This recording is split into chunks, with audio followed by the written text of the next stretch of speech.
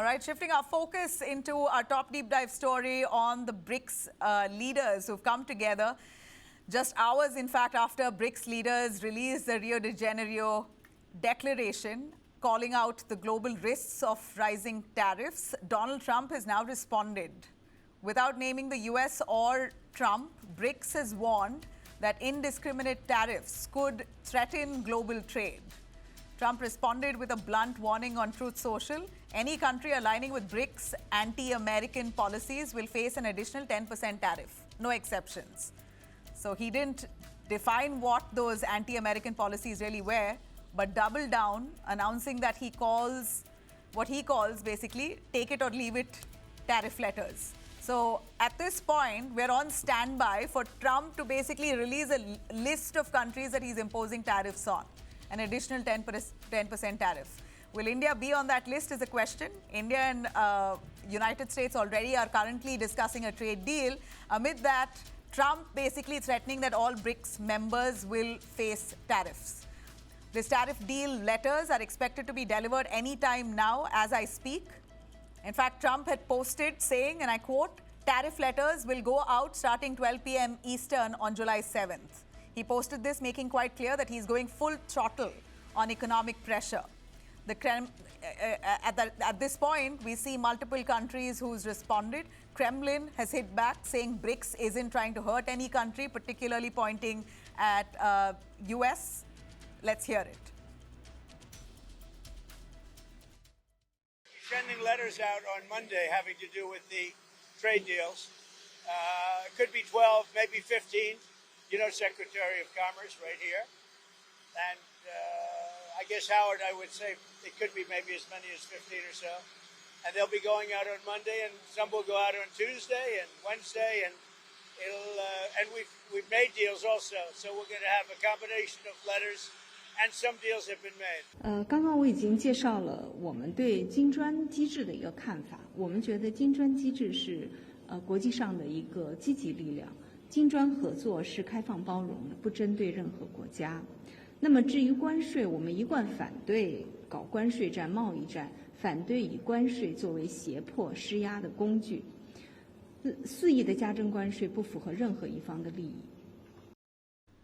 All right, there you have it. China there, of course, has repeatedly said that Trump is basically using tariffs as a tool to target countries. But Trump has minced no words. He's been calling BRICS anti-American, targeting its push for a dollar alternative. So naturally, the US president saying that you're trying to hurt the United States by coming up with a different currency. The BRICS nation, BRICS members rather, are mulling over. Let me quickly introduce our guests joining us. J.K. Tripathi, former Indian diplomat. We also have Nirmala Abraham, columnist and US expert. Thank you very much, both of you, for speaking to News9. J.K. Tripathi, your take, sir, on Trump there threatening countries, all those countries who are BRICS member nations will face an additional 10% tariff.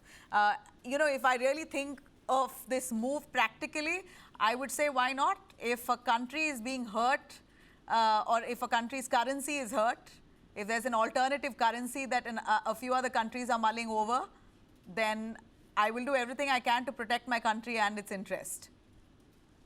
But you see, Nabila, Trump is this way generalizing the tariff sanctions, tariff increases. He is blaming the entire BRICS. And BRICS means, okay, I can understand Russia and China. They are especially China. China is trade with China is pinching US much, and to some extent it is pinching India. Trade with India is also pinching because India has a surplus trade. But what about other countries? What about UAE? What about Saudi Arabia? What about Egypt? What about Indonesia? These countries are supposed to be friendly with US administration. So if he is trying to target the entire BRICS community of 11, then certainly he is going to lose. Because US economy as such, as on today, US economy is not in a position to do that. But if it political If it stunt? does If you're the- saying if- that it's not feasible, It is not. is it a not political feasible for stunt you. then?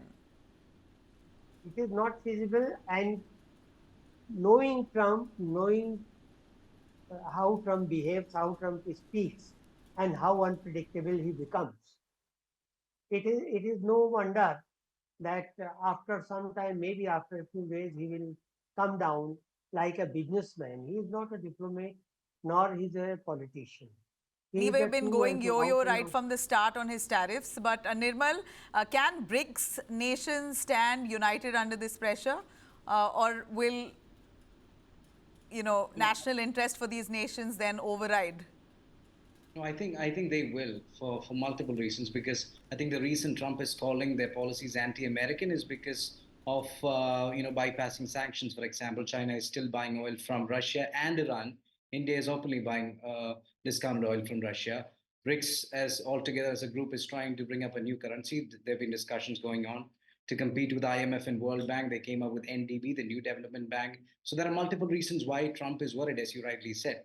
But I think if any action is taken against these countries, especially given that these are not regular nations, this is not just another alliance, it includes three superpowers. One is the emerging superpower, which is, I would love to call India. Second is the already emerged superpower, which is China, America's closest competitor, and the old and still formidable superpower, Russia. So it's a formidable alliance. I don't think we, including India, would step back if Trump decides to come up with tariffs. But Nirmal, I how do you yeah. think India should respond given the ties that it has with United States as well as BRICS, of course?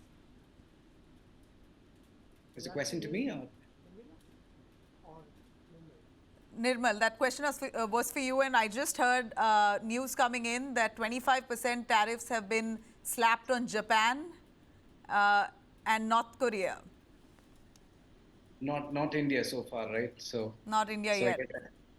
So I guess that's good news. I also agree with Sri Tripathi, because as he rightly said, this is a negotiation tactic that Trump likes to put in, because as you know, there is a bilateral trade agreement that is still in discussion. We saw what happened to Vietnam. Vietnam had to really push back when Trump tried to pressure them. He's probably trying to do the same thing with India, given that India is still buying oil from Russia. He would want India to come up with better terms for the bilateral trade agreement with the United States. So I believe it's a negotiation tactic, because so far India has been very, very cooperative. So it'll be very unfortunate if the letter somehow says that India's tariffs have been reverted back to 25% tariffs on South Korea and Japan. What does that mean? That's steep.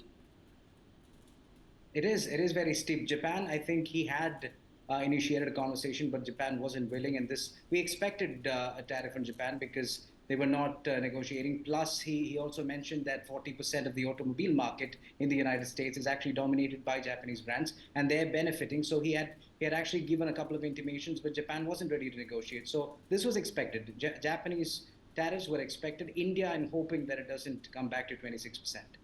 All right. A final word from you, sir, J.K. Tripathi, on how should India react given the friendship it has with the U.S. and it's a BRIC member?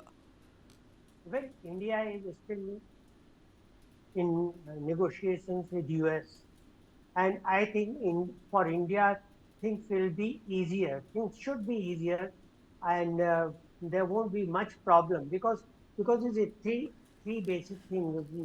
Points of contention or products of contention are three basically: steel, aluminium, and dairy, and what you call automobile. Now, automobile, only Harley Davidson is the point of contention. So that doesn't Okay. Okay. That doesn't mean much.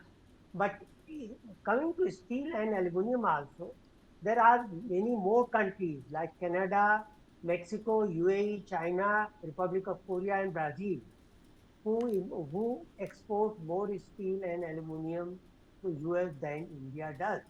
India does only 4 point Okay, you're saying there's not the exponential amount of trade that India should be worried about, but nonetheless, we're looking at an ongoing trade deal and conversations between India and US. Let's just hope that's not derailed. Keeping our fingers crossed on the friendship, we're banking on that. Thanks very much, the two of you, as I'm short on time. Thank you.